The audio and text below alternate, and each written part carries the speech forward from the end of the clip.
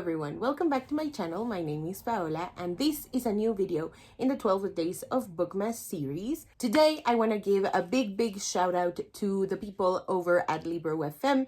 If you don't know, Libro FM is a subscription thing for audiobooks and it shares profits with an independent bookstore of your choice. I am personally a part of their bookseller program, so that means like I get a selection of books for free every month. These are lists and audiobook selections made by them, and for that I am eternally grateful. I would not have access to all of these audiobooks if it wasn't for them and their bookseller program. So thank you, big thank you to Libro FM, always and forever.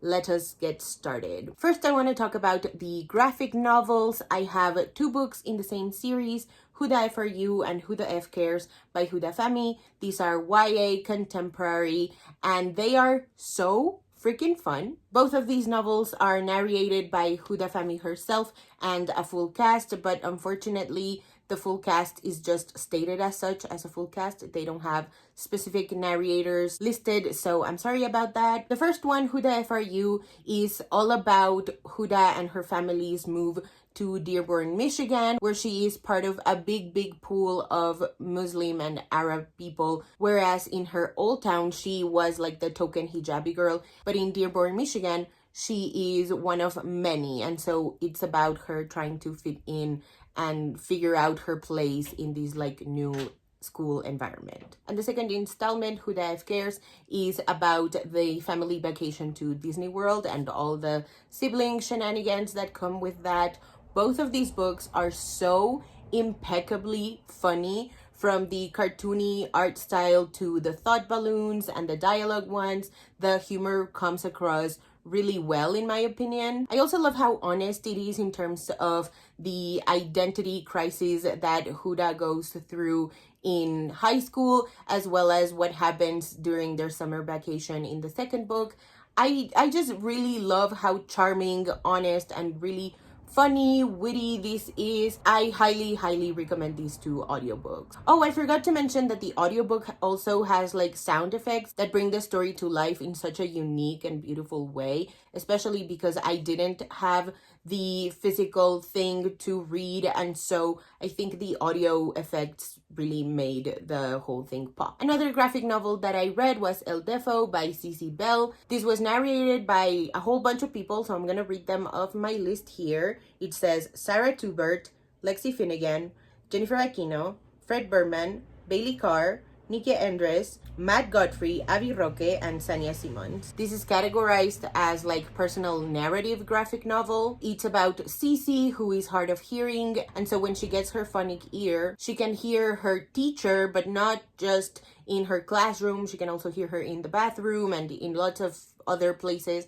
and so it's kind of like her superpower now. In this one, I also really loved that there's a full cast of narrators and obviously the sound effects, from Cece's hard of hearing issues to her transformation into El Defo. I think the full production really makes the graphic novel come to life. Regarding the middle grade novels, I read two, or I listened to two. Number one being Barely Floating by Lilian Rivera. This is a book that I read for the audiobook champion challenge, which I will talk a little bit more about, or maybe I already talked a little bit about it.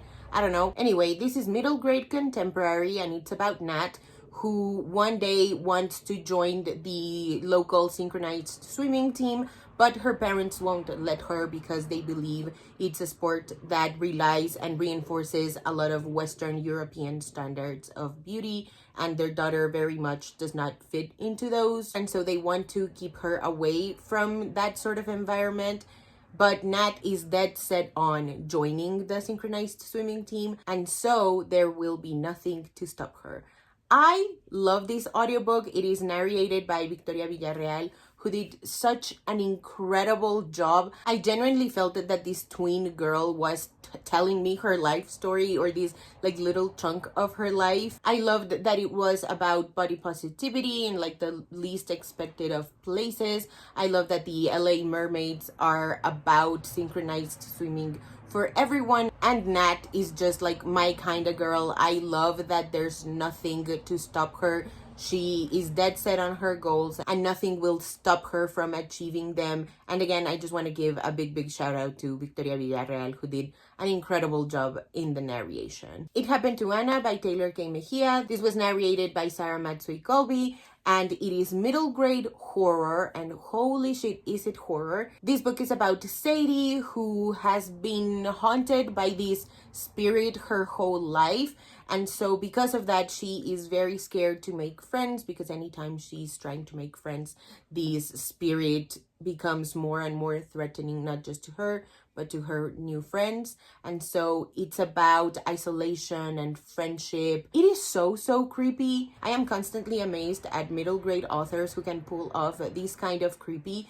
because it scares me, an adult. I feel like there's something about the atmosphere in writing that makes it all the more compelling. Onto the YA novels, Highly Suspicious and Unfairly Cute by Talia Hibbert.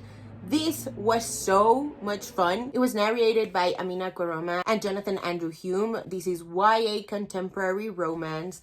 It is so fun. It's about these two friends turned enemies to like low-key reluctant allies to lovers. Their names are Celine and Bradley, and they could not be more different from one another. Celine is a conspiracy theorist, or she shares conspiracy theories on her channels, and Bradley is this like really clean-cut athlete. I already talked a little bit about this in my previous video in the top summer books that I read, so I won't delve too deep into this. But all you need to know is that I really love the voice. It feels like teenagers actually are telling you their story. I love the use of the trope. Talia Hibbert has a way of using tropes, subverting them, and giving you the most compelling love story that you've ever read. And the challenges. There's nothing that I love more than characters who are pushed out of their literal physical comfort zone and also their emotional comfort zone. For It's and a Funeral by Farida Abike Iyimide and Adiba Jagirdar. I have also talked about this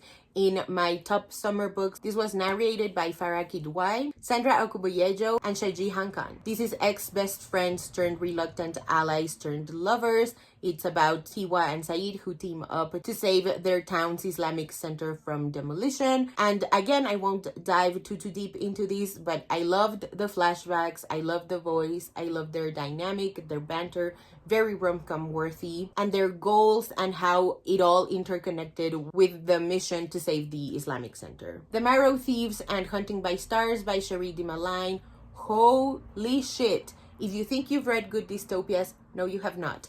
The first one is narrated by Migwan Fairbrother, and the second one is narrated by Migwan Fairbrother as well as Michelle St. John. The first one, The Marrow Thieves, is about French and his found family. It's about them escaping recruiters, because in this world, indigenous people in North America are the only ones that are still able to dream. And that's been driving non-indigenous people, but more specifically white people, completely like psychologically, clinically insane. And so they have resorted to stealing indigenous people so that they can steal the marrow of their bones, which is where they believe the dreams are stored. The second one is also about French and his found family, but the first one follows French in a first-person point of view, first-person narration, and the second one follows French in his first-person narration as well as the found family in third-person narration. So you get a lot more context, a lot more in how the found family is resisting versus French, who has been put in a different kind of situation that I won't dive into because that's spoilers. What I love the most about these novels is just how daring they both are. I feel like not a lot of dystopias, especially if you grew up reading YA dystopians in the 2010s, I don't think any of them went as hard as these ones went in terms of social commentary. Like, it goes deep into the resuscitation of the residential schools, and it talks about the history of residential schools. It talks about indigenous resistance, indigenous hope, love.